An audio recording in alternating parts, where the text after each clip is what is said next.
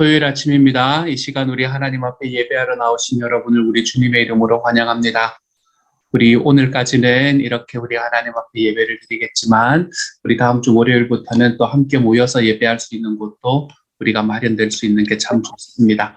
우리 하나님께서 오늘의 예배 속에서 하나님이 주시는 크신 은혜를 경험할 수 있는 시간이 될 수 있기를 소망합니다. 사랑하는 하나님, 하나님께서 저희에게 은혜를 더하여 주시니 감사를 드립니다. 하나님께서 이번 한 주 동안도 우리 하나님과 함께 걸어가게 해주셨다가 오늘 토요일 우리 하나님 앞에 예배하기 위해서 이렇게 모일 수 있도록 주님께서 도와주시니 감사를 드립니다. 하나님, 우리 예배가 그동안 쉬지 않을 수 있도록 주님께서 도와주셨으니 또한 감사를 드립니다. 하나님, 다음 주부터 또 함께 모여서 예배할 수 있는 새벽 예배를 할 수 있는 하나님 그러한 길도 허락하여 주셔서 감사를 드립니다. 주님, 우리의 삶이 조금씩 우리 하나님과 만나는데 우리의 일상으로 회복되어 가는 도중에 하나님이여 우리의 마음을 하나님께서 더욱더 강하게 붙들어 주시기를 소망합니다. 주님, 우리에게 더욱더 힘을 주시기를 소망합니다. 우리 하나님께서 소원하시고 주님께서 기뻐하시는 모습으로 조금씩 더 변화될 수 있는 시간이 될 수 있기를 소망합니다. 하나님께서 늘 함께하여 주옵소서.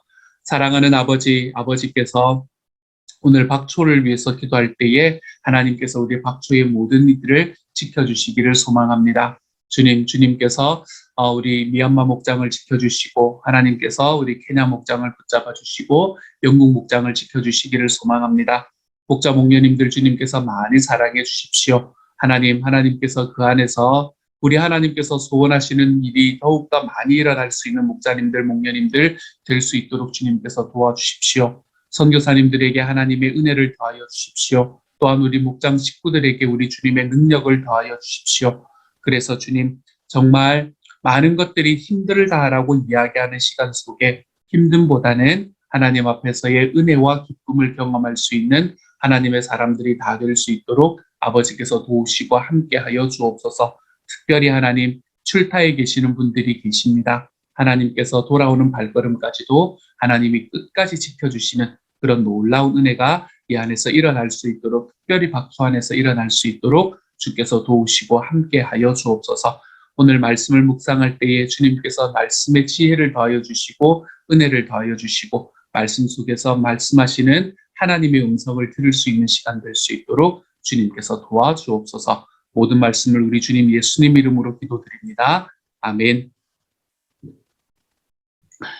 이 시간 하나님께서 우리에게 주시는 말씀을 함께 읽습니다. 에스라 7장 1절부터 10절까지의 말씀입니다. 에스라 7장 1절부터 10절까지의 말씀을 우리가 같은 목소리를 읽도록 하죠. 함께 읽습니다. 시작. 이 일 후에 바사왕 아닥사스다가 왕위에 있을 때에 에스라라 하는 자가 있으니라. 그는 스라야의 아들이요 아사랴의 손자요 힐기야의 증손이요 살룸의 현손이요 사독의 5대 손이요 아히두의 6대 손이요 아마랴의 7대 손이요 아사랴의 8대 손이요 무라요스의 9대 손이요 스라기야의 10대 손이요 우시엘의 11대 손이요 붓기의 12대 손이요 아비수아의 13대 손이요 비느하스의 14대 손이요 엘르아살의 15대 손이요 대제사장 아론의 16대 손이라. 이 에스라가 바벨론에서 올라왔으니 그는 이스라엘의 하나님 여호와께서 주신 모세의 율법에 익숙한 학자로서 그의 하나님 여호와의 도우심을 입음으로 왕에게 구하는 것은 다 받은 자이더니 아닥사스다 왕 제7년에 이스라엘 자손과 제사장들과 레위 사람들과 노래하는 자들과 문지기들과 느디님 사람들 중에 몇 사람이 예루살렘으로 올라올 때에 이 에스라가 올라왔으니 왕의 제7년 5째 달이라. 첫째 달 초하루에 바벨론에서 길을 떠났고 하나님의 선한 손이 도우심을 입어 5째 달 초하루에 예루살렘에 이르니라. 에스라가 여호와의 율법을 연구하여 준행하며 율례와 규례를 이스라엘에게 가르치기로 결심하였었더라. 아멘. 아멘. 오늘의 말씀은 드디어 주인공이 등장을 하는 말씀입니다. 이게 예전에 우리말에 왜 안고 없는 찐빵 이런 이야기를 하잖아요. 이 에스라는 이 1장부터 6장까지의 말씀 전체가 에스라 없는 에스라 이제 이런 이야기들을 우리가 경험을 하게 되었었습니다. 그리고 오늘의 말씀에서 드디어 에스라가 등장을 하게 되지요. 주인공이 등장을 하게 됩니다. 이 주인공이 왜 지금 등장하는가라는 것을 알기 위해서는 이스라엘의 귀환이 어떻게 일어났는가라는 것을 잠깐 알 수 있어야 합니다. 그래야 이 전체적인 내용들을 이해하기가 편해요. 이스라엘이 사실은 이 포로로 잡혀갈 때 몇 번에 걸쳐서 잡혀갔는가 하면 3번에 걸쳐서 포로로 잡혀가게 되거든요. 주전 605년, 그거는 연도는 중요하지 않습니다, 여러분. 아직 이스라엘 남유다가 멸망하기 전에 주전 605년에 처음으로 한번 이 바벨론의 포로로 한번 잡혀가고, 그리고 이제 다시 한번 바벨론에 대한 반역이 일어났을 때에 바벨론이 다시 쳐들어와서 2차 포로를 잡아가고, 그리고 난 다음에 마지막에 유다 예루살렘이 멸망할 때에 3차 포로를 잡아가거든요. 1차 포로에서 가장 유명한 사람은 누구인가? 우리가 여러분 구약의 삶을 들으신 분들은 혹시 기억이 나시나 모르겠어요. 1차 포로에서 가장 유명한 사람은 다니엘이었습니다. 다니엘이 이때 잡혀가요. 2차 포로에 잡혀갔던 사람 중에 가장 유명한 사람은 에스겔입니다. 그래서 에스겔이 2차 포로 때 잡혀갔다가 이 바벨론에서 에스겔서를 쓰게 되지요. 그리고 이제 3차 포로에서는 나머지 사람들이 다 잡혀가는 것을 우리가 성경을 통해서 보게 됩니다. 이렇게 3번에 걸쳐서 포로로 잡혀갔듯이 귀환도 3번에 걸쳐서 이루어지는 것을 보게 돼요.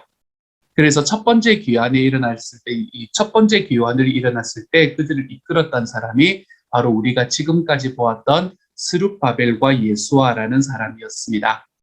이 사람들은 언제 귀환을 했나 하면 고레스 왕이 처음에 칙령을 내렸을 때 귀환을 했던 사람이었어요. 그렇죠?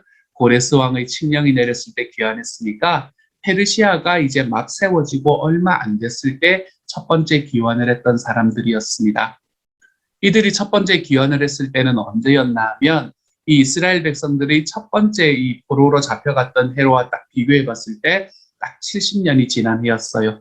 누가 말한 거하고 똑같은 이야기였나 하면 예레미야가 예언한 것과 정확히 똑같은 시간인 70년, 그 시간이 흐르고 난 다음에 이 첫 번째 포로로 이 귀환을 하게 되었지요.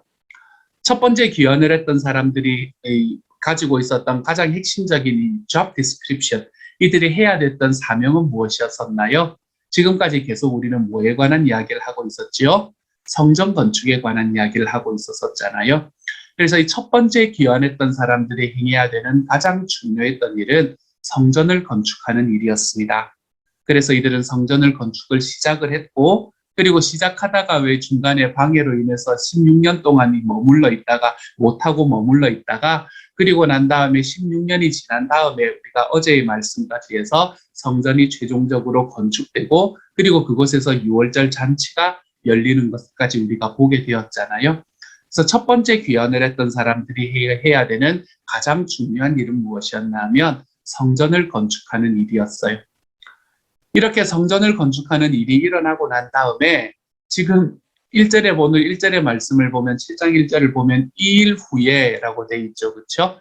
2일 후에라고 이야기하니까 마치 어제 이제 일어나고 오늘 일어난 일처럼 보이기도 하지 않습니까? 그렇죠? 하지만 여기서 말하는 2일 후에라고 이야기하는 데는 약 60년 정도의 시간 갭이 있습니다. 첫 번째 사람들이 그것들이 다 끝나고 이제 성전의 건축이 다 끝나고 난 다음에 대략 한 60년 정도가 더 지나고 난 후에 드디어 에스라를 중심으로 해서 이스라엘로 다시 귀환하는 이 2차 포로 귀환이 일어나게 되는 겁니다. 이 2차 포로 귀환을 했던 사람들, 이 사람들이 가지고 있는 잡이 있었을 거 아니에요? 이 사람들이 행했던 가장 핵심적인 것은 뭔가 하면 이 종교적인 종교 개혁을 일으키는 것이 이 사람들이 가지고 있었던 가장 중요한 임무였습니다. 첫 번째 귀환을 했던 사람들이 성전 건축의 임무를 띄었다면 두 번째 귀환을 했던 사람들은 이 종교 개혁의 임무를 띄었었지요. 그리고 이 사람들이 2차 귀환을 하고 난 다음에 에스라를 중심으로 종교 개혁을 일으키거든요. 그리고 난 다음에 이제 3차 귀환이 일어납니다. 3차 귀환은 2차 귀환이 일어난 이후에 약 14년 정도 후에 일어나게 돼요. 이렇게 3차 귀환이 일어날 때에 가장 핵심적인 사람이 지도자가 누구였나 하면 우리가 에스라 다음에 나오는 성경인 느헤미야라는 사람이 이 전체의 지도자가 되어서 3차 포로 귀환을 하게 됩니다. 그리고 3차 포로 귀환을 했던 사람들이 가지고 있었던 이 사람들의 이 사명은 무엇이었냐면 성벽을 건축하는 것이었죠. 그래서 이 포로로 잡혀갔던 것이 3번에 걸쳐서 잡혀갔던 것처럼 이처럼 귀환하는 것도 3번에 걸쳐서 귀환을 합니다. 그리고 에스라서는 그 중에서 크게 2가지의 이야기를 우리에게 들려주고 있죠. 그리고 난 다음에 이제 앞부분, 특별히 앞부분 1장에서 6장까지의 말씀에서는 그 이전에 이제 처음에 1차 귀환 때 일어났던 일, 그리고 성전이 어떻게 건축되었는가라는 그들의 역사를 말하는 그런 말씀이고요. 이제 에스라 7장의 말씀에서부터 시작을 해서 에스라라는 사람이 자기가 실제로 이제 행했던 그 2차 포로 귀환 때 일어났던 일에 대해서 쭉 설명을 해주고 있습니다. 2차 포로 귀환 때의 에스라와 3차 포로 귀환 때의 느헤미야는 사실은 동시대에 살았던 사람이에요. 그래서 이들은 힘을 합쳐서 에스라는 이 학자로서, 큰 학자로서, 그리고 느헤미야는 그때 당시 예루살렘의 총독으로서 이 2사람은 힘을 합해서 이 예루살렘을 다시 부흥시키고 일으키는데 온 힘을 다했던 것을 우리는 성경을 통해서 볼 수 있게 됩니다.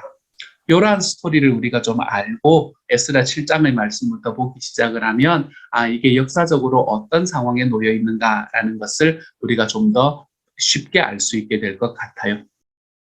어쨌든 이제 이 일 후에 약 60년이 지난 후입니다. 그리고 바사왕 아닥사스다가 왕위에 있을 때에, 이때는 아닥사스다가 왕위에 있을 때에 일어났던 일이에요. 에스라라 하는 사람이 나타난다라고 이야기를 합니다. 저는 이 말씀을 바라보면서 먼저 한 가지 생각나는 일이 있었습니다. 그게 뭔가 하면 사람이 하는 일에는 참 두서가 없구나라는 생각을 참 많이 하게 되었어요. 사람이 하는 일에는 두서가 많이 없구나. 우리는 우리의 삶을 최선을 다하고 또 열심히 살지 않습니까? 그렇죠? 열심히 살고 최선을 다하고 또 열정적으로 일을 하기는 하는데 좀 길게 본다는 것은 우리에게 참 쉬운 일이 아니구나라는 생각을 하게 됩니다. 좀 길게 보지 못하기 때문에 열심히 하는데도 문제가 생기는 것을 우리가 볼 수 있게 되지요. 대표적인 게 어떤 걸까 생각을 해보니까 우리나라에 80년대 초반까지 국가적으로 시행했던 일이 있었던 것을 제가 기억을 하게 되었습니다. 그게 뭔가 하면 산하 제한 정책이었어요. 산하 제한 정책이라는 게 그때는 얼마나 중요한 정책이었는지 모릅니다. 그렇죠? 나라 전체가 선진국으로 가기 위해서, 그때 중진국을 개발도상국으로 또 선진국으로 가기 위해서 우리에게 꼭 필요한 일이라고 생각을 했었습니다. 하지만 그때 필요했던 것들이 지금에 와서 보면 재앙이 되었던 것을 우리가 볼 수 있게 되는 것 같아요. 그때 하시던 분, 정책을 입안하시던 분들이 잘못해서 그런 게 아닙니다. 열심히 하고 최선을 다했던 일이었어요. 그렇죠? 그런데 사실은 멀리 보는 것이 불가능했기 때문에 지금으로 봐서는 재앙에 가까운 일이 벌어졌던 것을 확인할 수 있게 되지요. 그때는 이렇게 인구가 급감할 것을 예측하지 못했거든요. 아무도요. 당장 눈앞에 보이는 것만 쫓아가다 보니 큰 그림을 그리는 것보다 지금의 문제를 해결하느라 분주했던 것이지요. 이것이 미래를 보지 못하는 인간의 비극이라고 할 수 있겠습니다. 그렇지만 하나님께서는 어떤 분이신가 하면 미래를 보시고 그 미래에 일어날 일이 무엇인지를 알고 계시기 때문에 하나님은 큰 그림을 그리시는 분이십니다. 역사를 통해서 하나님께서 하신 일을 하나하나 살펴보면 하나님께서 섭리하셨구나라는 것을 보게 되는 때가 참 많습니다. 그리고 지나고 보면 그때 이래서 그렇게 하셨구나라고 무릎을 치게 되는 하나님의 역사가 참 많이 있는 것 같아요. 하나님께서 천지를 창조하실 때에 사람을 마지막 날에 창조하셨잖아요. 그렇죠? 여러분, 제가 가만히 생각해 보면 만약 인간을 첫날에 창조하셨다면 어떻게 되었을까? 만약에 인간을 첫날에 창조하셨다면 창조가 끝날 때까지 인간이 머무를 곳이 없지 않았을까라는 생각을 제 마음속에 해보게 됩니다. 하지만 하나님께서는 사람이 거하시기에 가장 좋은 환경을 창조하시고 그리고 마지막 날에 사람을 그 자리로 인도해 드리셨더라고요. 이런 것도 하나님의 크고 놀라운 손길이고 섭리구나라는 생각을 제 마음속에 해보게 되었어요. 이스라엘 백성들을 하나님께서 귀환시키실 때도 아까 제가 말씀드렸던 것처럼 순차적으로 일을 행하셨습니다. 3차에 걸쳐서 귀환을 시키셨어요. 아니, 우리가 생각할 때는 기왕의 포로 해방을 하고 그리고 돌아가라고 하실 때는 한 번에 다 보내시지 왜 이렇게 찔끔찔끔 하느냐라고 생각을 할 수가 있습니다. 하지만 그 일도 하나님의 섭리에 의해서 일어난 일이에요.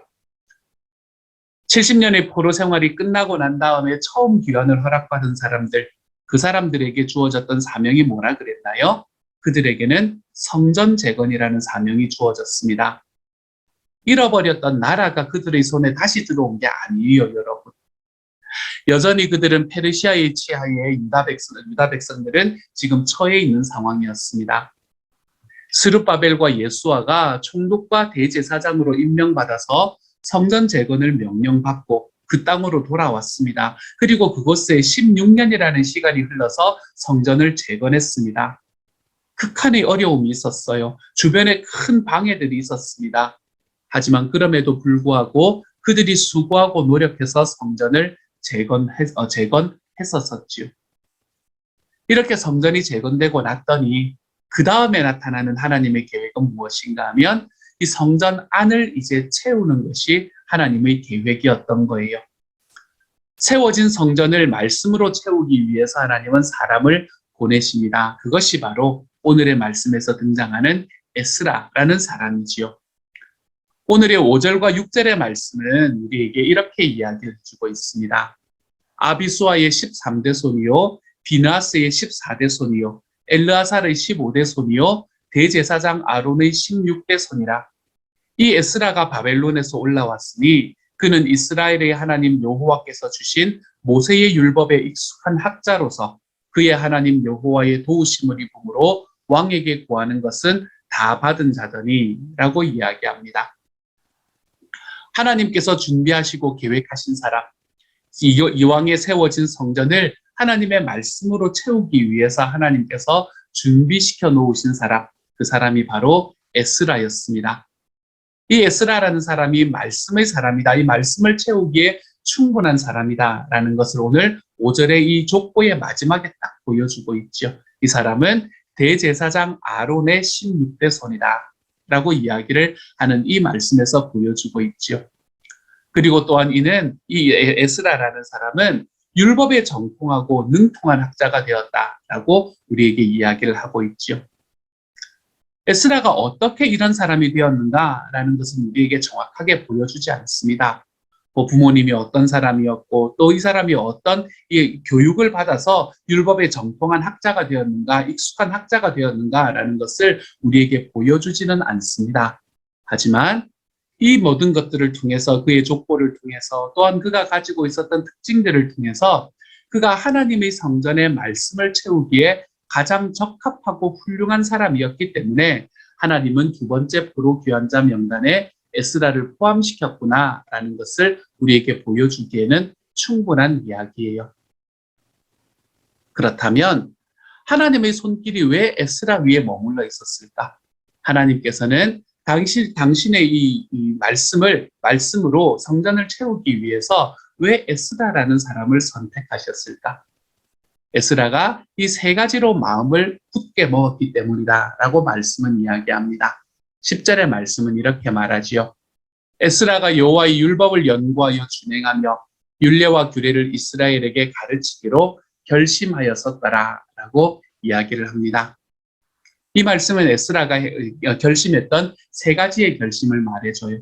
첫 번째로는 여호와의 율법을 찾기 위해서 다짐했고 연구하기 위해서 다짐했고, 두 번째로는 그 말씀을 준행하기 위해서 다짐했고, 세 번째로는 그 율례와 규례를 이스라엘 백성에게 가르치기 위해서 다짐했던 사람이다. 이 세 가지를 다짐했던 사람이라는 말을 하고 있는 겁니다. 이것을 조금만 풀어서 설명하면 이렇습니다. 먼저 에스라는 말씀으로 훈련된 사람이었어요. 아까 우리가 6절의 말씀에서도 보았듯이 에스라는 율법에 매우 능통한 학자였습니다. 하나님께서 말씀으로 잘 훈련되고 말씀에 숙련되었던 에스라를 통해서 이 이스라엘 지금 유대 백성들이 이 만든 성전에 하나님의 말씀으로 채우기 위한 사역을 시작하신 것이지요. 하나님은 어떤 사람을 사용하실까? 하나님은 말씀으로 무장되어 있고 말씀으로 훈련받은 사람을 사용하시는 것을 볼 수 있게 됩니다. 그렇겠지요. 기왕이면 다홍치마 아닙니까? 그렇죠? 우리가 하나님 앞에 사용받기 위해서 저와 여러분의 삶이 말씀에 좀 익숙해져 있는 삶을 살고 있는가? 다시 한번 돌아볼 수 있었으면 좋겠습니다. 내가 하나님 앞에 쓰임 받기를 원합니다. 라고 기도하는 것은 어렵지 않은 일일 수 있습니다. 하지만 그 기도를 이루기 위해서 내가 말씀 안에서 거하는 삶을 선택하고 있는가? 저는 우리가 오늘 하루 이것을 한번 돌아볼 수 있는 시간이 될 수 있기를 소망합니다. 에스라는 하나님께서 주시는 말씀에 익숙한 사람이었습니다. 저는 저와 여러분도 이 말씀에 익숙한 사람이 되어서 하나님께서 우리들의 삶에서 지금 우리가 살아가는 삶 속에서 내가 필요한 사람이 어디 있는가라는 것을 주님께서 돌아보실 때에 저와 여러분이 눈에 띄일 수 있는 하나님의 사람, 그러한 사람으로 변해갈 수 있는 주님의 사람들이 되시기를 소망합니다.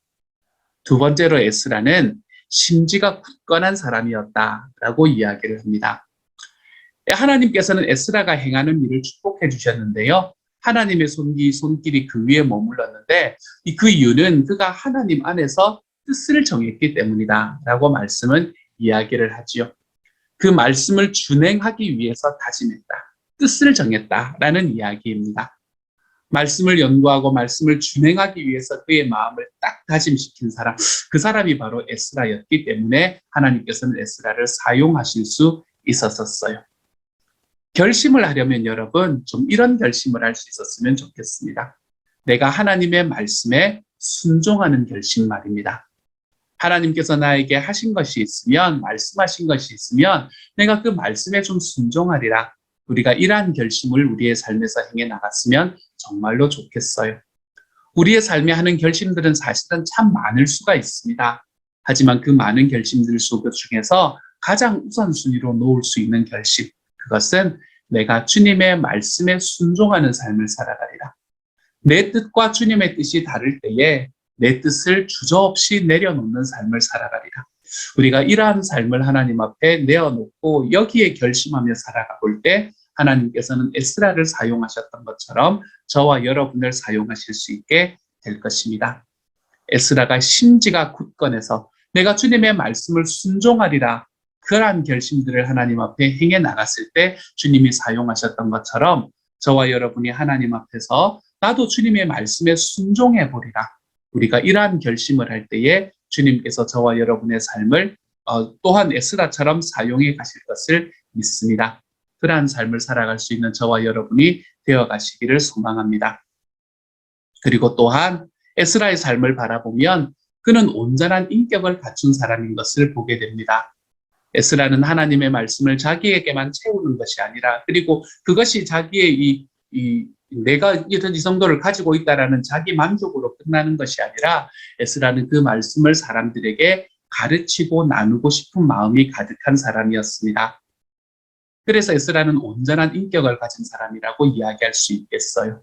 온전한 인격이라는 말은 지성과 감성과 의지라는 이 세 가지의 요소가 균형을 이룬 사람, 이것을 뜻합니다. 그런 의미에서 에스라는 이 세 가지의 균형이 잘 갖춘 사람이라고 말할 수 있겠네요. 우리의 삶에서도 이 세 가지를 잘 균형 맞추면서 살아갈 수 있기를 소망합니다. 우리 교회는 지성과 감정과 의지, 이 세 가지를 잘 균형 맞추기 위해서 목장과 삶 공부와 예배, 이 세 가지의 축으로 굴러가는 교회가 됩니다. 목장에서는 감정을, 그리고 이 삶 공부에서는 지성을, 그리고 예배에서는, 연합 예배에서는 의지를 우리의 삶에서 다시 한번 북돋아서 우리가 하나님 앞에서 온전한 인격을 갖추어 나갈 수 있도록 우리가 나아가는 그러한 교회가 되고 있습니다.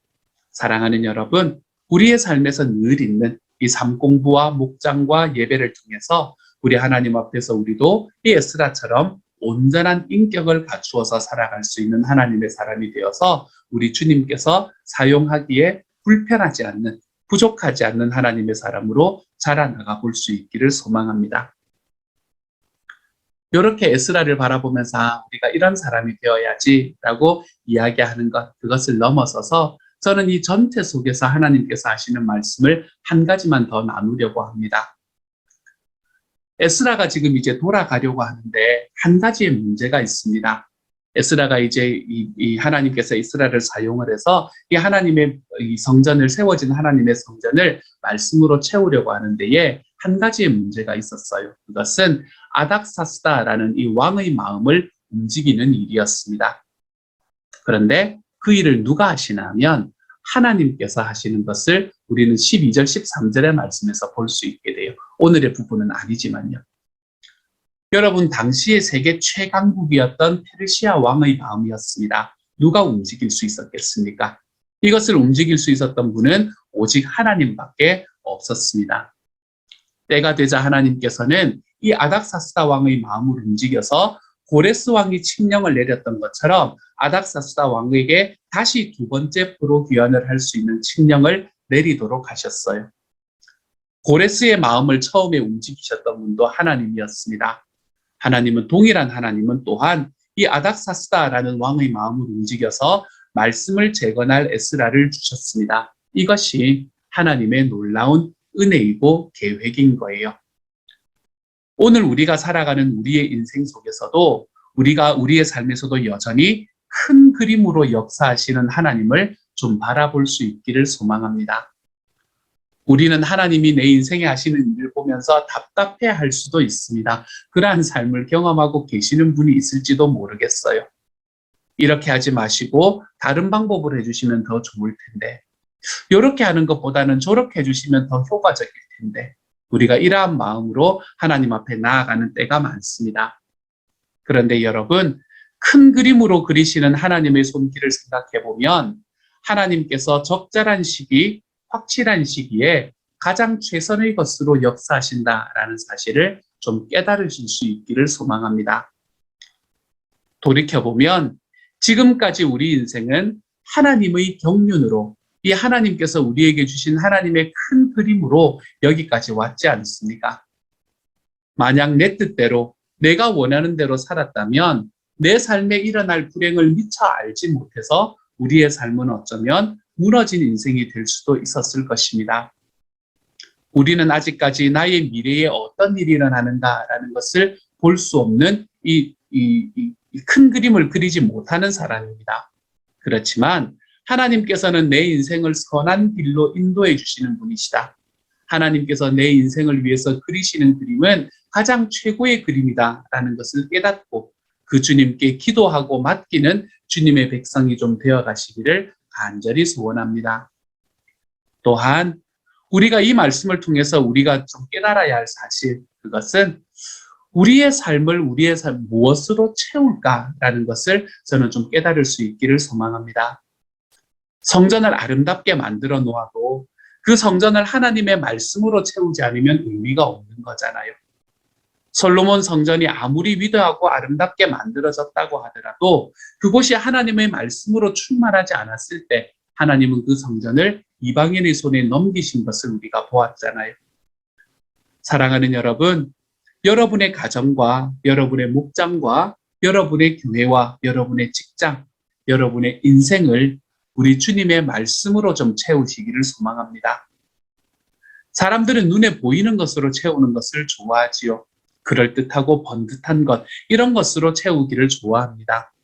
하지만 우리의 내면을 아시는 하나님 앞에서 우리가 이 세상이 우리에게 이야기하는 것들을 좀 버리고 우리 하나님의 말씀으로 좀 충만해질 수 있는 하나님의 사람이 되어 가시기를 소망합니다.